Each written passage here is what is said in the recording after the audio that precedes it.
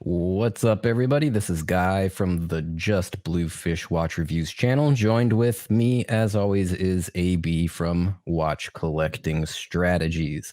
And of course, we are on a new channel. We decided that we're going to take the live stream segment that we do together and put it on a channel that's a shared channel, because it's not just my thing, it's not just AB's thing, it's our thing.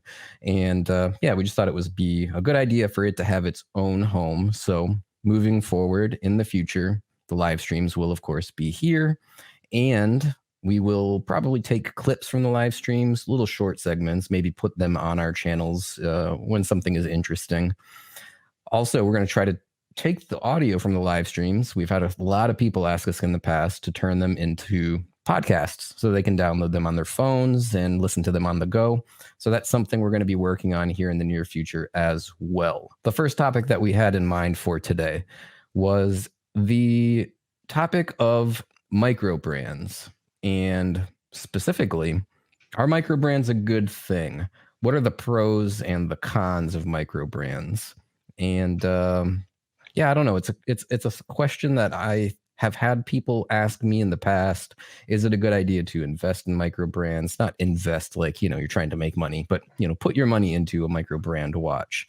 Let's let AB kick this off. What do you think are some of the pros and cons to microbrand watches? What do you think about when you start looking at those types of watches? It's kind of interesting, actually. Something you said is when you said you don't invest in microbrands. Surprisingly enough, there's one or two brands out there, microbrands, that if you buy a watch from them, or if you're able to buy a watch from them, you could actually make money from that. But that's a side thing. I'm going to mention that later. I love microbrands. I fully support microbrands. Not all of them. And that's kind of the key point here. There's a lot of microbrands that are doing stuff right.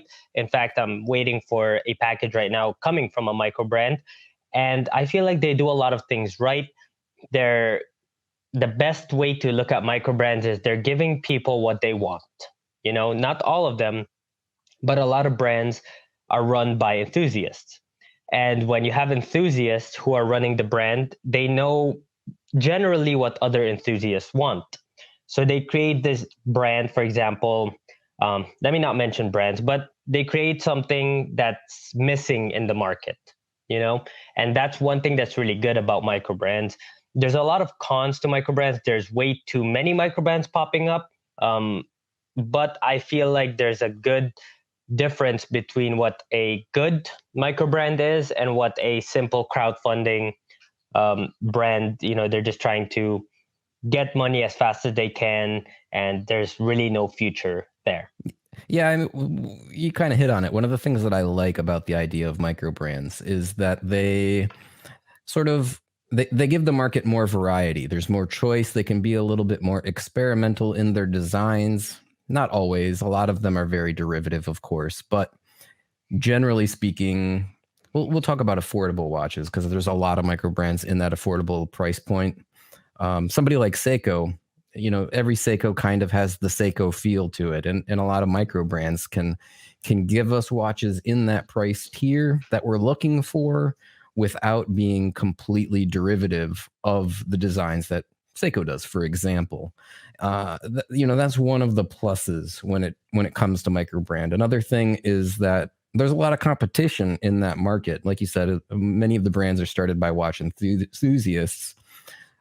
With all of that competition, though, it I think it keeps the prices down. It keeps the prices more competitive. It doesn't let things get too out of hand, like we see in the luxury watch market, and brands that are issuing limited edition watches all the time and pushing up market more and more and more. So that there's more diversity, there's more variety, and that there's more competition. I think those are all really good pros when it comes to micro brands. We got a comment here from Leia that says micro brands usually have better spec on paper, and I think oftentimes that probably is true. They of course all use off-the-shelf movements, be it Seiko movements or ETA movements or Miyota movements. But that's not a bad thing. That keeps prices down. But a lot of the other specs in terms of water resistance and crystal material and everything tend to be a little bit higher maybe than similar major brands put out in that price tier. Mm-hmm. Plus, to be very honest, at under $1,000, I'm not looking for anything in-house. I'm just looking for something reliable. Especially people tend to forget that you're going to service this thing if you plan to keep it. I don't want to be servicing an in-house. Let's say magically they somehow make an in-house watch under $1,000, in-house movement. You're going to be servicing that watch for about $1,000. Like it's going to be expensive to service. So when it comes to the movement, I prefer it to be something from Miyota or ETA, Sellita. I personally actually don't have a problem with specific Miyota movements, but it really has to do with the price, like the way they construct everything together, then how they price it. If they put a Miyota 1815, 9015, the Miyota 9015, and like $1,000 watch, I have a problem with that, for example, but bottom line is I feel like at under $1,000, I'm more focused on having a decent, reliable, serviceable movement. And then the thing I really focus on when it comes to micro brands is construction. The way the watch is fully constructed, the way the watch is fully assembled, how they do the finishes of the cases, how they do the finishes of the dial. I know a lot of brands, they tend to get from the same manufacturers, but there's a lot of brands out there that take a long time before they produce a watch because they don't use the same manufacturers. They find a specific manufacturer for dials, for example, a very obscure manufacturer for cases, and so on. And that's where you separate the special micro brands to the ones who just go to one company and say, hey, if you can make a dial, a case, and everything, I have one company for movement, we're good. That's when micro brands start to make not so great watches. Right. What about this? Do you think that this is appealing? To me, it's kind of cool, but I think that it appeals to the broader market. Most micro brands, like you mentioned, are started by small companies, watch enthusiasts, typically people that are just starting out with their business, and they're often crowdfunded through Kickstarter or other avenues. So you get to get in on the ground floor with a particular brand. I think that a lot of people find that appealing. It's kind of like when you're the first person to discover, I don't know, a new musical artist or something. In high school, people would really take pride in being the one that discovered this new band, for example. I feel like that sort of translates here as well. You get to be one of the small handful of people that discovers this new micro brand through their crowdfunded, crowdsourced Kickstarter campaigns and whatnot. So there's a positive and a negative to that. I fully agree 100% with what you just said. There is something appealing about, putting your money towards a kind of a brand that you believe will be good.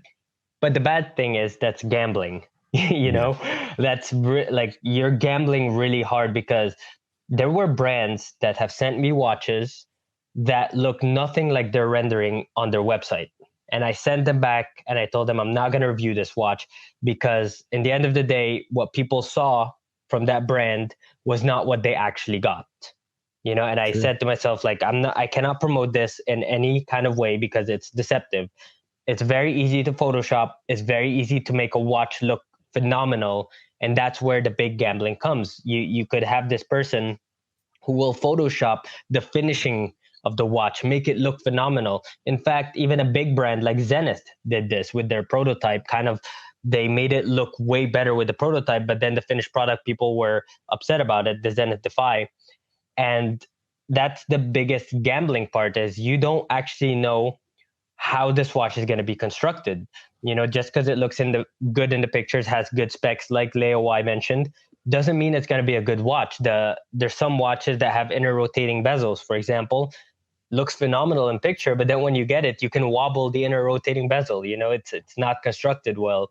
So that's kind of the big con with crowdfunding. Well, yeah, that is a big con of crowdfunding. And let's talk about some of the other cons. We've talked about several of the positives of micro brands, and I think there are a lot of them. But the cons are also there, and first and foremost is basically you're a guinea pig, you're a beta tester, you are one of the first people to get into this brand or into this product, and will the brand be there long term for years and years? If you need after sales service support, will their warranty paperwork be worth the paper that it's printed on? Are you going to be delivered, like you had mentioned, the product that you think that you're buying into? These are some pretty major cons. And I've talked to a few people that have bought micro brand watches, and they have had small issues with them, maybe even large issues in one case that I can think of. And getting that sorted out was a nightmare, because you're probably only dealing with a company that's one or two or three people. They're not doing any of the manufacturing or the servicing. It's all outsourced. So yeah, it is a big gamble, depending on the prices that we're talking about of getting into some of these watches. So let me mention something about that last part. We're at a state, like we're at a position now where micro brands have been around for a while. Helios has been around for 10 years, for example.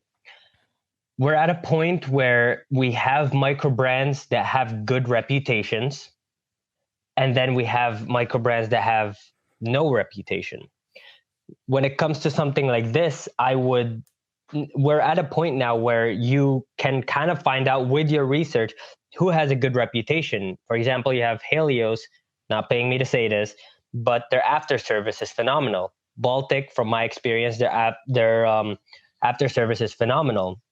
And then there's some brands that are very brand new, sell $200-$300 watches, and they have no reputation. And quite frankly, even as a YouTuber, I'm having a hard time getting a response back from them, just talking about like what we're going to do in the future if we're going to have a product review or something, let alone have a problem with a watch, Right. Yeah. So at this point, I feel like you can do your research and find somebody who has a really good reputation. And then back to the caliber, worst case scenario, absolute worst case scenario, this person has a good review, something happens to the owner of the brand, whatever it may be.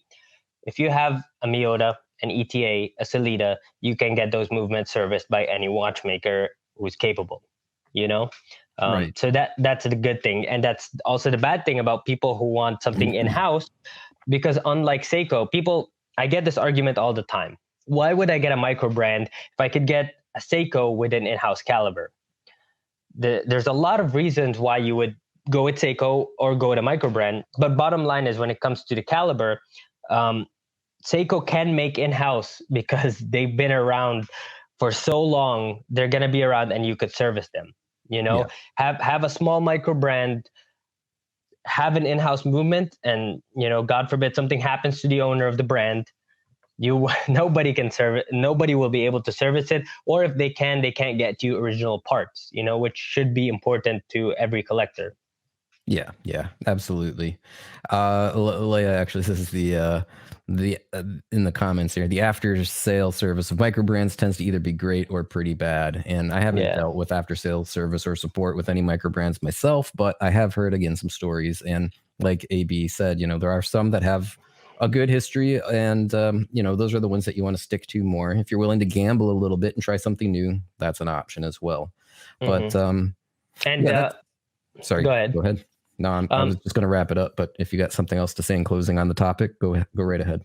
There's one really good thing about having YouTubers, and I'm not patting us in the back, but the good thing about having YouTubers who are honest and who stick by their followers is, and I've seen it happen before, I've seen it happen with you, it's happened with me, is that if a micro brand, and we have a relatively good reach, if a micro brand does something and doesn't stick by a subscriber, and we speak about it publicly, or we approach those brands, they tend to kind of fix themselves. But in the same time, we can share to people like, hey, this brand didn't have a good after service. I would not recommend this brand anymore. There are several videos, I'm sure you did as well, that I took down because I found out from a subscriber. He showed me that this brand just doesn't stick by the product. Just because the watch is good, the after service is equally as important, if not more important, than the watch itself. That sounds kind of weird, but it is true. You know, you're investing, quote unquote, not making money, but you're investing into a brand. You're giving your hard-earned money to a guy to, you know, make his dream come true. You better get a good return, and you better get a good after service. These mechanical watches, something very small could happen during shipping that could ruin the watch completely, you know? So, yeah, in my opinion, after service is more important than the watch itself. You know, they have to really, you know, let people know that they're here to stay. And if there's something wrong, they're going to stand by you, you know? Absolutely. I mean, the after sales service and support is, you know, you use the term more important. I would say it's at least as important as the quality of the watch. That said, yeah, great topic, and you know, some good points about it. There's a comment here, so we're gonna take Mike R's comment. We had mentioned $1,000 price points, and he said under $1,000, the new Seiko Alpinist seems like a stunner.